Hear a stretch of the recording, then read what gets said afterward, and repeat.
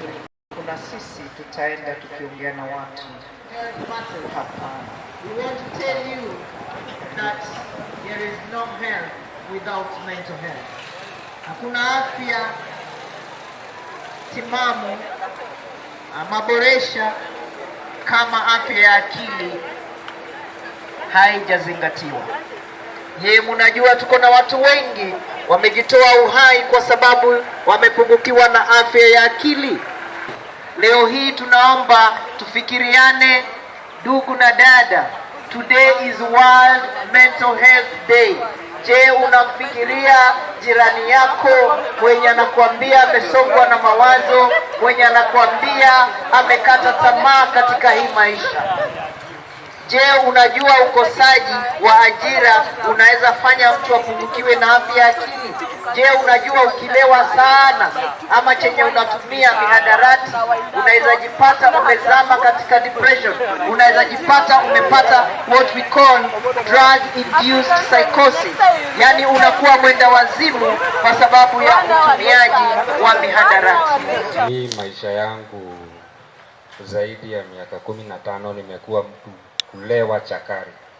Nimemfanya mamangu amekuwa kilia sana kutumana nikachukuliwa mahali na wheelbarrow nikipelekwa nyumbani. Chang'aa ilikuwa ni pombe cheap sana. Ukiwa na 5 bob ukiwa na meza glasi ya chang'aa. Na sio kutaka kwangu, na walevi wengi mnaona wanaweza waambia ushuhuda, sio kutaka, ni ugonjwa wa kiakili.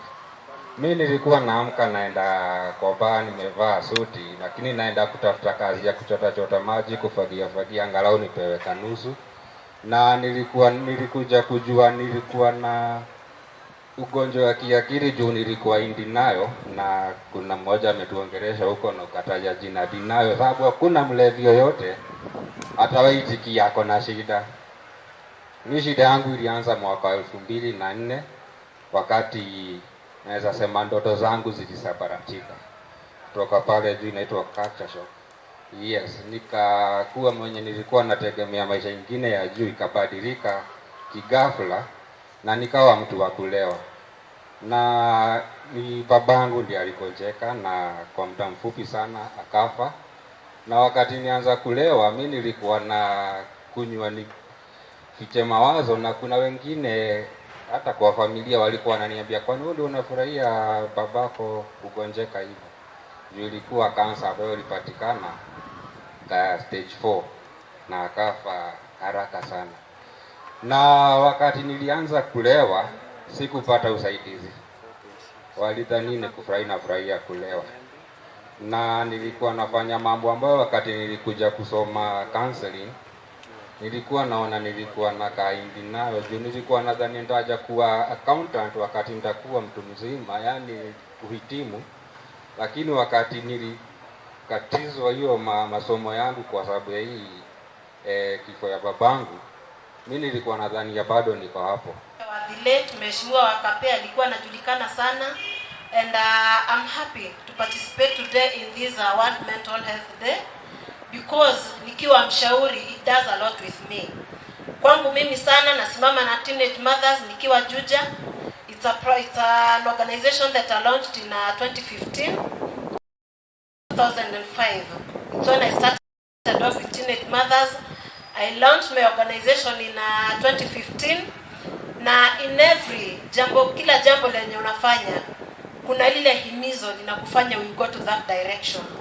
For me, I'm proud to say that I'm one of the mothers who got my kid when I was quite young. I got my firstborn at 19, and kuna zile changamoto nilipitia. Ingawaje I got married, it was not an easy journey for me. And as a teenage mother, having that responsibility ya kulea mtoto, kukaa na bwana, kuwa na nyumba, at that age, it was not easy for me. And that is why nikawa determined to relate na teenage mothers to see what they go through. And I started off bringing them together na tukawa na organization yetu in Juja. So I mentor them, I talk to them, I'm a counseling psychologist. And I want to thank Dr. Susan and our school here, IPCC, ACOP, Wametusaidia sana, mentoring us and bringing us to where we are now. For me, I tell teenage mothers that they should not lose hope. They should not lose their vision and dream. Because mambo yenye inachangia in teenage parenting. Unakuta mtu anakuwa pregnant out of teenage rebellion, wengine ni rape and incest, wengine unakuta maybe mtu ni vile alikuja tu akadanganywa at that age na kijana. And they fall back. They go through a lot. One, they face stigma. Kama ni msichana anaambiwa usitembee na yule, marafiki zako wanatenganishwa na wewe. Wanaambiwa msichana alipata mimba akiwa mdogo, atakuelekeza vibaya. So one point, you lose your friends, the ones you are relating with at that age. Now from there again ukifika nyumbani, especially with the children who are from vulnerable families. Utakuta huyo mzazi pengine alikuwa anajihimidi, anajinyima akusomeshe, wewe ndio hope yako. Ni waji ni warehe yuhau. Huyo mzazi anakuambia nini? Hachoki kukuambia nimejinyima nikusomeshe, umekuja kuleta mimba hapa. Unaona education yako imefika wapi? Imefika hapo mwisho. Kijana na yeye mwenye amekupatika hiyo mimba na yeye hakuwa responsible, because it mostly comes as an unplanned pregnancy. So unajikuta ukiwa hapo, huyo kijana anakuambia hata sikujui, hiyo mimba sio yangu. Where is that girl left?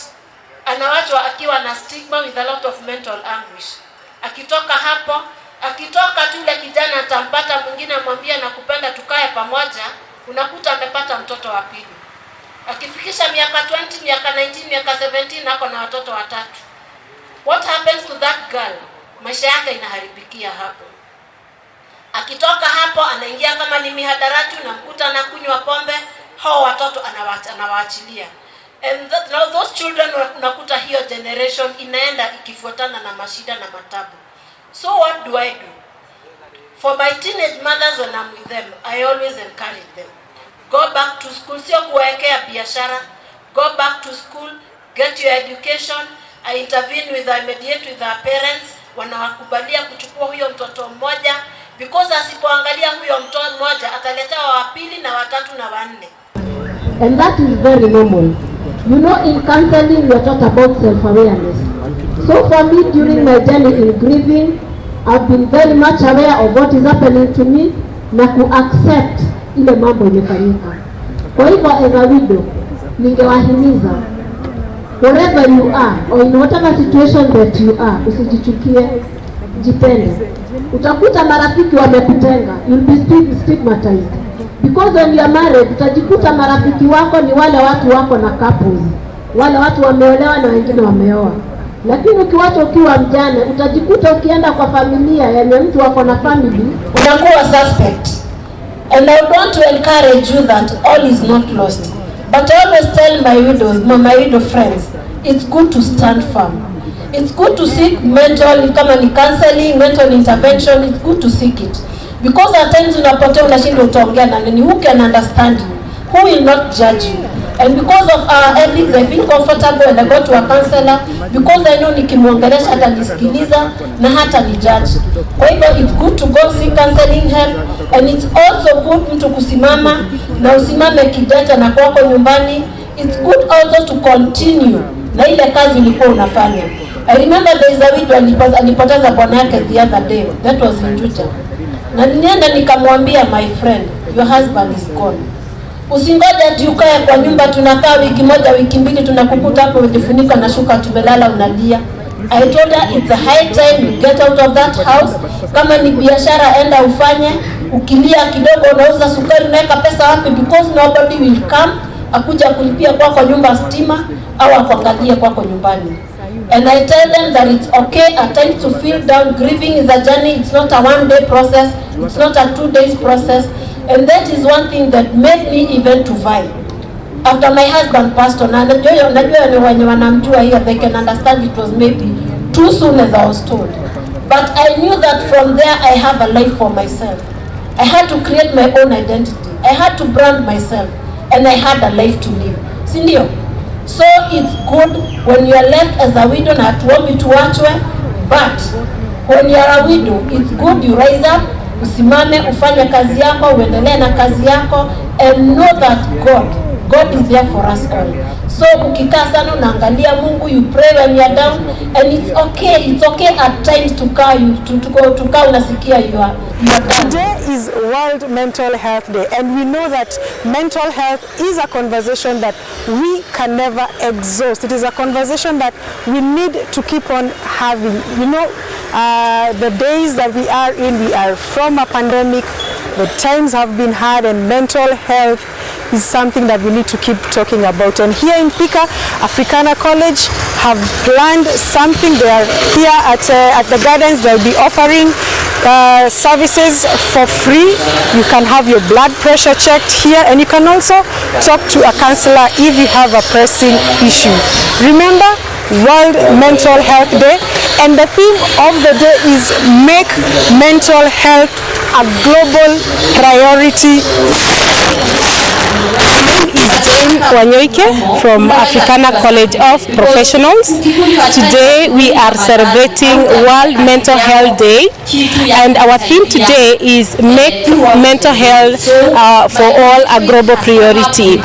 Yeah, as Africana College of Professionals, we've taken initiative to support Susan Getao Counseling Foundation, the Deri Uzima all the way from Kikuyu, International Professional Counselor Center, and Susan Getao Counseling Foundation. We are celebrating this day because we want to mark health issues as concern, because as Africana College, this is where we do most of the trainings that are related to mental health issues. We offer different courses or various courses based on mental related issues. We have courses on mental health issues, like now we have a course we are offering every Friday that touches more on how well can we become aware of what is happening in our lives based on our issues or mental health issues. We have certificate courses in counseling psychology. We have diploma courses in counseling psychology. We have other courses that help each and every person that who comes in to study with us. We are also affiliated with other colleges like Tangazo University College, because we want to make sure that each and every person who comes to study with us are at peace with themselves. But today we are marking World Health Day for everyone. Why? Because we are just mindful of each and every person, each and everyone. We are mindful of our families, because at each and every level that we do these courses, we care, we mind about what is happening in our families.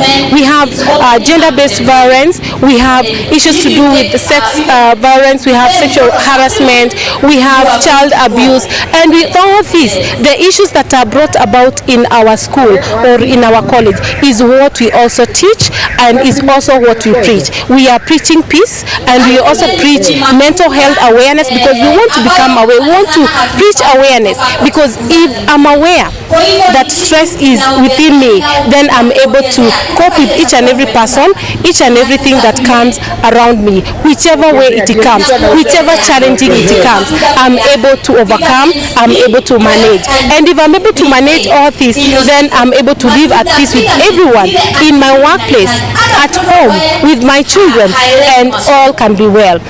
Remember that I want to invite that person who is at home, that young person who is at home, that young man, that young lady, that young baba who is at home wondering where to go. Please come at Africana College of Professionals. We are located in Thika, a building called Kenjao House, 3rd floor, and that is where you will get all the services that you need, all the course that you need, that would help you to manage your everyday stress. Remember, learning is not for small children. Learning is not for that young boy, young girl. Learning is for everyone. Learning is for everyone. I'm calling you, please come and join us, so that we make this society a healthy society to live in. These are our people. They have sacrificed their time, they have sacrificed their resources to just serve the community.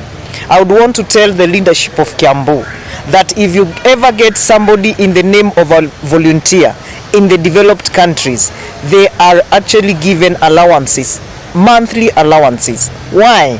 Because you have seen today we have services that they are giving. They are taking blood sugar tests, they are actually doing the blood pressure, they are demonstrating how first aid works, and they will also take BMI tests, and they also offer the basic mental health intervention that Susan Getao Counseling Foundation in collaboration with Africana College trained them in. So what I would want to say, because I'm sure Thika Town today you have seen their presence, you have seen the way they work. These are foot soldiers, and they are helping who? They are helping the president of this nation. They are helping the CS of health. They are helping the PS of health. They are helping the CEC of health. They are helping anybody who thinks health is critical. But one thing that I would like also the county government of Kiambu to know today, that the Kenya Counseling and Psychological Association, KCPA, has the largest membership in the country. We are over 7,000. This group needs to be put there. It needs to be actually affiliated with such big bodies. Why do I say so? If you look at them, Thika Town today, if you took a history of each one of them, it is not that she doesn't have work to do at home. It's not that she doesn't have her engagements she can do, but she has a heart to support the community. Who supports her? Who supports him? And that is why for us, Susan Getao Counseling Foundation decided we want to give what we have and what we know how to give best. So we gave them the training. However, you can hear that was a 1-week training. So they want to go to the next level, a certificate level, a diploma level. Why? Because they can only offer services at the level of competence. But that doesn't mean, these people are very smart, by the way. Why I decided I want to be working with them everywhere.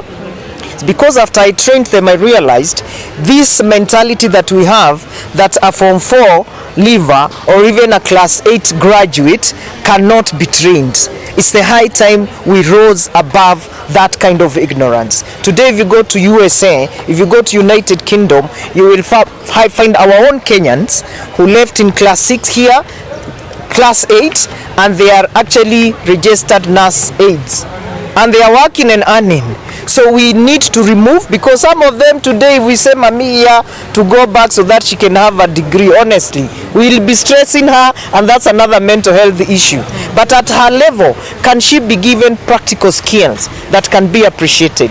And because we have now the new leadership, our governor, His Excellency, tafadhali tumelia sana, washauri nasaha, hatunanga pesa. Mimi nitaweka hiyo karatasi, wamesema ni pendekezo. I'll do a proposal together with you and the import. Kindly for once, I'm praying we be heard. How many more lives are we going to lose because of mental health related issues? How many families are going to break down because of mental health issues? How many cases of sexual and gender-based violence are we continuously recording in our police stations, in our villages, at the chief's camp, because of mental health related issues? How many school children are we going to keep registering as dropouts? How many youths who are youthful and very energetic we are going to lose to drugs? We are going to lose to all sorts of things that you're actually seeing on social media, even death, because of mental health related issues. And I would like one of the youths to talk here, because he is present with us here, so that you can hear also the voice of the youths. What are they saying to us? Because this is what I know how to do best, networking and partnering. Karibu sana. Asante sana. Okay, kwa majina naitwa Peter Ngae kutoka shirika la Future Generation Care ambao iko hapa Kiandutu. Jukumu letu huwa ni kuhamasisha vijana, mostly adolescents, kuhusu substance and drug abuse in primary schools. Juu lengo letu ni to make sure we have a drug free adolescent. So far tuko tu within the Thika Township, and our partners so far ni the headmasters wa hizo mashule na Susan Getao Foundation ambao walikuja wakatu-train for 1 week on addictional training. Na the skills that tulipata so far ni sasa tuna implement kwa the various primary schools. Then tungependekeza if Nakada, so far nimetry ku reach to Nakada but sijafaulu. If we can reach them, for sure tunaweza fanya kazi nzuri juu drugs and substance abuse na mental health, they are somehow related, you see, na very high. na hii indiscipline yenye iko kwa shule still ni drugs. School dropout venye our doctor amesema the same issue. So far sifanyi peke yangu, tuko na wenzangu hapa. Sijui ningepata waseme tu jina lake tu. Exactly, you're doing a great job. Yes, hello, I'm Martha Wanjiru. Yeah, with the volunteers in Future Generation Care. Yeah, and what we basically tell those pupils is that we are their trailblazer. Yeah, like we want to be there for them as they take each step. Yeah. Hello, I'm Peter. I'm a volunteer too. I do facilitation. Yeah. Do you like it? Of course. I'm very happy to visit. You can imagine how. And if you have not been able to visit their offices, I should be able to support you and facilitate you to go there so that you get resources from them. This is what I'm saying. I am only a Thika villager, I call myself, but I have that patriotism. And I don't know whether there are people who understand what to be patriotic means. I have been in this job since 2001 for counseling. I have volunteered my services since 1998 when we had the bomb blast, the terrorist attack. And what I find very interesting is when people like us who are vocal, doing a lot of social advocacy, and we are actually seeking for social justice in general. Because if I am not having my rights, whether it's health rights, education rights, then that means I am not receiving justice. So I want to appeal to all the political leaders. Politics are everywhere. Even for us, community health workers, even for us, counseling psychologists, we cannot do without you political leaders. Don't be afraid. This is supposed to be your work. This is supposed to be your leadership. The ones that are also employed by the government. But we are coming out to say we want to work with you. Please, work with us. We are willing to work with you. Majina naitwa Christopher Kuriachai, and I'm a community health volunteer, also trained as a mental health and advisor and a counselor. Jamii inawahamasisha ya kwamba kuona ya kwamba mambo ya mental health almost kila mtu anakuwa affected.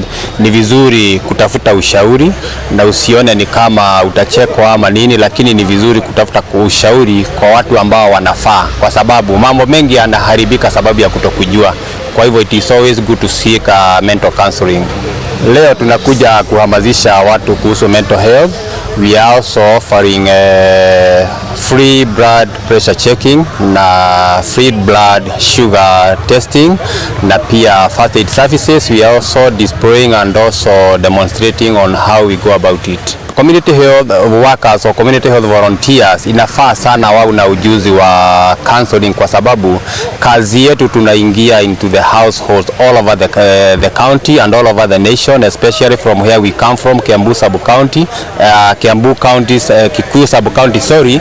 Tunakuta mambo mengi ambao yanaathiri familia. Kwa hivyo it is very important for us as CHVs to be trained, for us who are not trained, all of us to be trained sincerely, because tunapata kando na yale mambo tumeaminiwa na serikali ya home based care na linking the community to the facility. Also on matters pertaining mental health tunahitaji kuwa na ujuzi zaidi. In community health workers in Kiambu County, I think we are, for example, in Kikuyu sub-county from where we come from, we are 30 community units of 10 community health volunteers. That is around 300 to 360. I can only talk of Kiambu's Kikuyu sub-county. Probably 360 times 12 is around 3,600. Yeah, 3,600. My name is Solomon Mbungu, from Thika sub-county, based at Kiandutu slums. As concerns services on health, I think Susan, we have trekked all the way from far.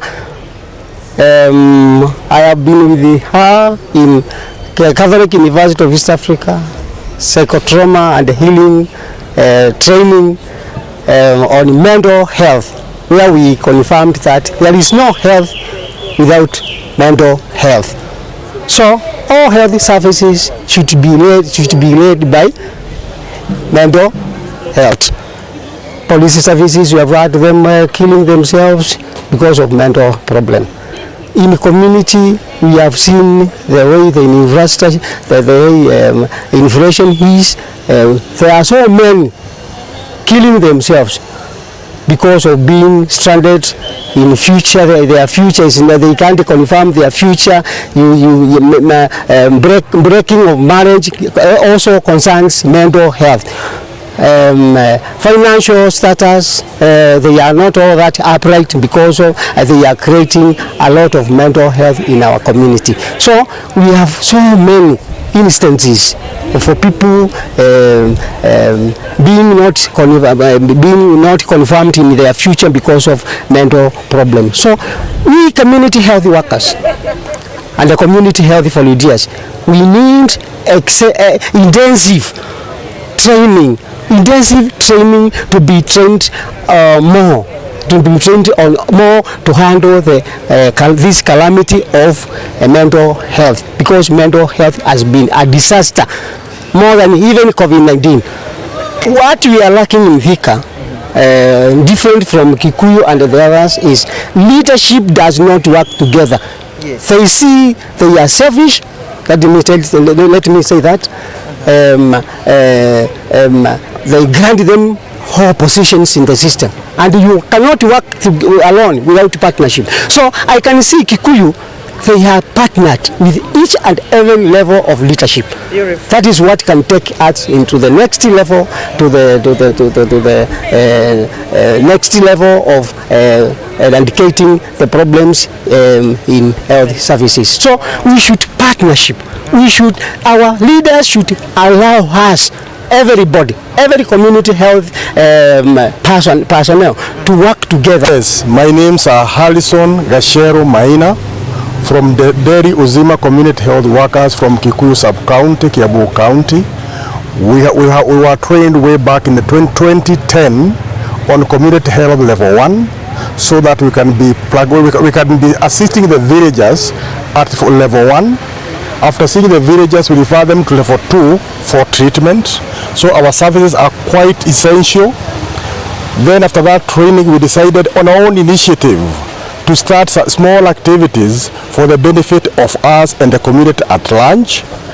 I also appreciate the services the Kiambu County government is currently doing, because the other day we were with the governor, His Excellency Mr. Kimani Wamatangi at Kemende.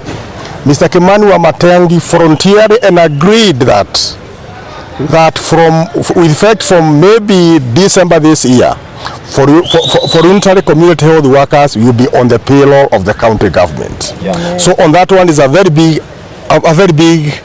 appreciation. We say the county government of Kiambu should also go an extra mile after paying us, and also he agreed we also be supplied with uniforms, and also we also request, if possible, it is also important that all teams in the county know each other. My appreciation also goes to Dr. Susan, who trained us on counseling and mental health. Your training did a lot to us. We have been able to disseminate information to our local communities and beyond, and people are benefiting. And that's why even today we decided to come to Thika all the way, to come and team up with the rest, together with you, because you are our mother, you sponsored us. And also a final word, Madam Susan Gitau deserves to be the national coordinator globally, even the whole of Kenya, to coordinate mental health. And also, finally, I would propose Madam to do a very good paper to the government of Kenya with our support, so that at all health centers and hospitals there will be a table and a desk on mental health. Where at least a health community health worker will be attached, plus a doctor, so that the affected can be assisted there. Because even if you are not affected by that disease of the mental health, at least if your family member is affected, you are also infected. Because you start up taking up responsibilities which are not yours. So at this juncture, I would say, Deri Uzima, we are here because of observing proper chain of command. and proper leadership. Amen. When we are told to go, we go like soldiers. Yes. And that's what we actually do. And God being on our side, we know we are going very far. And finally, if chances arise, you gave us a certificate in counseling and mental health. Let us go to the next level on diploma. God bless you.